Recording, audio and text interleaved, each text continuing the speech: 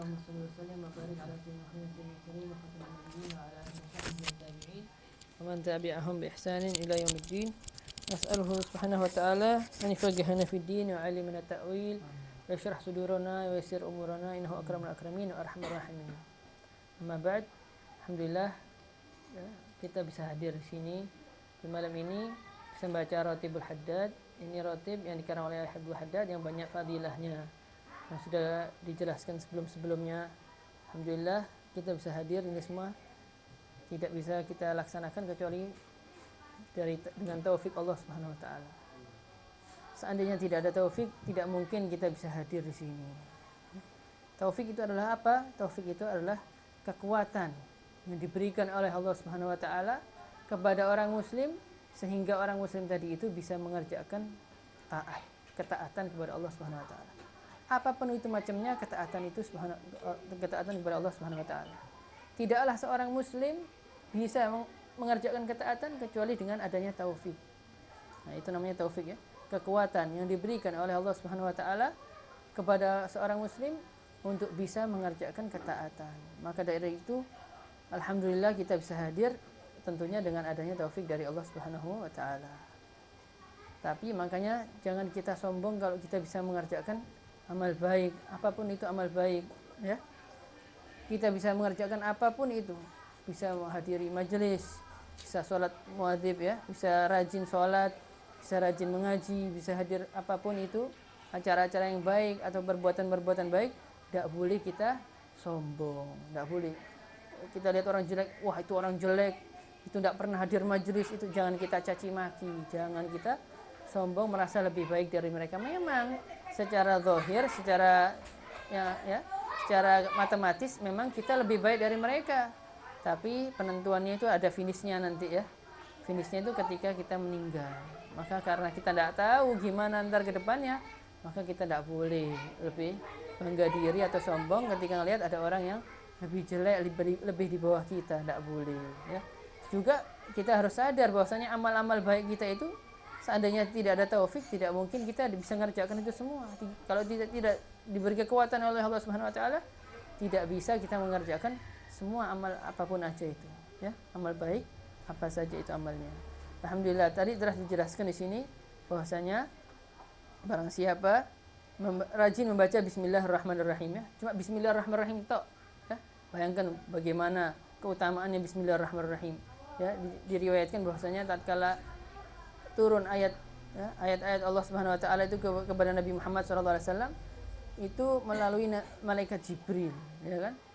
Setiap wahyu turun itu wahyu lewat malaikat Jibril. Malaikat Jibril yang membawa wahyu tersebut kepada baginda Nabi Muhammad SAW.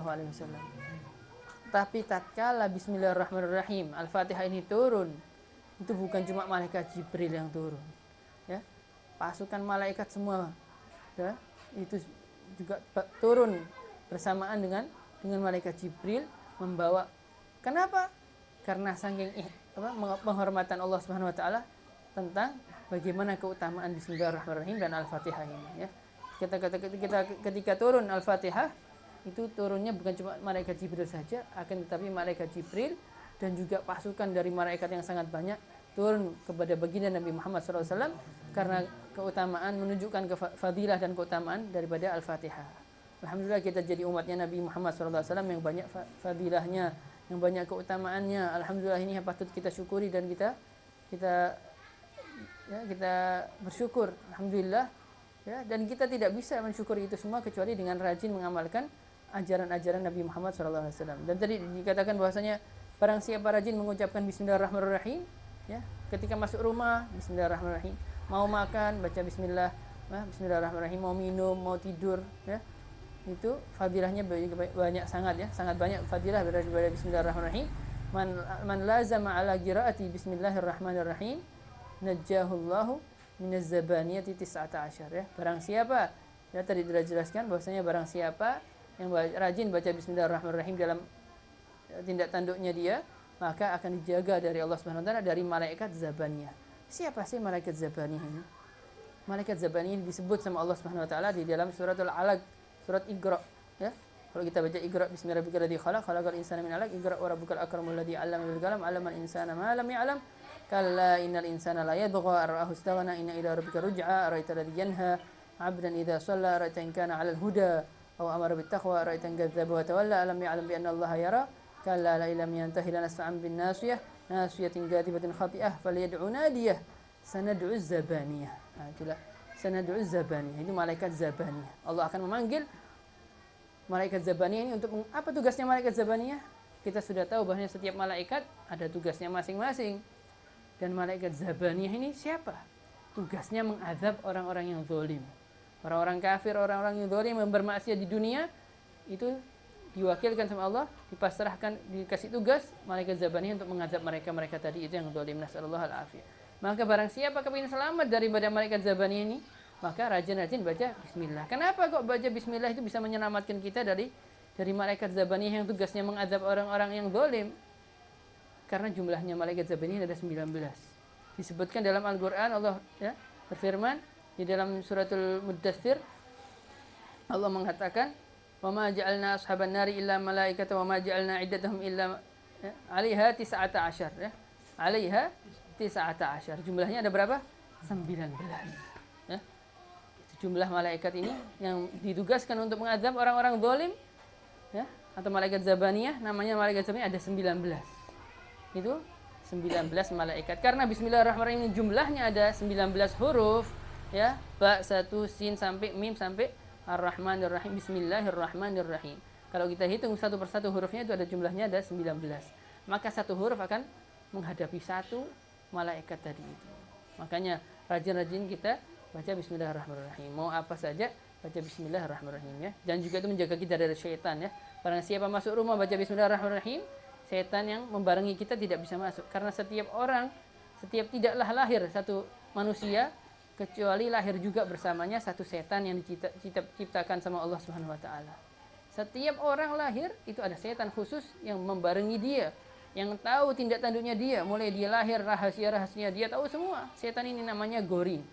Ya, namanya setan ini namanya Gorin, membarengi dia kemanapun dia berada, membisikkan kepada dia yang jelek-jelek ya, tahu sangat tahu dia terhadap setiap daripada kita ya.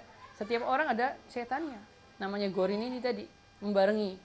Gorin itu artinya yang membarengi, ini selalu membarengi manusia di kemanapun dia berada, tahu oh kalau ya, ini fulan ini yang saya bareng ini sukanya maksiat ini misalnya, sukanya minum ini, makannya ini, tidurnya ini. Jadi tahu cara menggoda yang lebih tepat gimana, tahu karena dia selalu membarengi kita. Akan tetapi kalau kita keluar rumah ya, terus kemudian kita masuk ke rumah baca bismillahirrahmanirrahim, setan tadi tidak bisa masuk membarengi kita. Alhamdulillah kita di dalam rumah tadi tidak bisa dibarengi ya, karena dari itu ketika dia ketinggalan di luar rumah maka dia tidak bisa membisikkan apa-apa. Maka alhamdulillah ya, musuh kita berkurang satu. Ya, maka itu ya, mau makan juga gitu. Kalau kita makan baca bismillah dia tidak bisa makan, dan ketika dia tidak bisa makan kekuatannya berkurang ya, maka dia lemes, mau godain nggak kuat. Begitu juga minum, begitu juga tidur, dan begitu juga pakai pakaian dan seterusnya ya. Maka kita ketika baca bismillahirrahmanirrahim tidak bisa setannya, tidak bisa barengi kita. Kita pakai pakaian, kita baca bismillah, setannya telanjang, tidak pakai pakaian, kedinginan ya. Kalau keluar kita kena matahari dia kepanasan. Dan begitu seterusnya. Kalau kita tidur, kita baca bismillah sebelum tidur, dia tidak bisa tidur juga, kecapean, akhirnya tidak bisa godain kita ya. Makanya ini fadilah dari bismillahirrahmanirrahim ya. Ya insyaallah manfaat ya. Jadi kalau bisa hajar majlis ini, sebetulnya setiap hajar majlis baik kebaikan itu, majlis khair itu ya, itu ada fadilah dari Allah Subhanahu wa taala, turun rahmat Allah Subhanahu wa taala ketika majlis ini. Dan kita tidak bisa tahu apa manfaat kita hadirin ya. Apa manfaatnya? Ya, tidak bisa kita tahu kecuali nanti menjelang ajal ya. Atau nanti di akhir hayat kita, atau kadang nanti setelah kita meninggal baru tahu alhamdulillah saya hadir majlis baik ini, majlis kebaikan ini, majlis taklim ini. Alhamdulillah. Itu fadilahnya, keutamaan hadir majlis-majlis seperti ini itu nanti ketika kita menjelang kematian atau setelah kematian kita baru tahu manfaat daripada hadir-hadir majlis seperti ini ya. Makanya kita insyaallah bisa rajin, bisa aktif hadir majlis seperti ini. Wa'alaikum. Wassalamualaikum warahmatullahi wabarakatuh.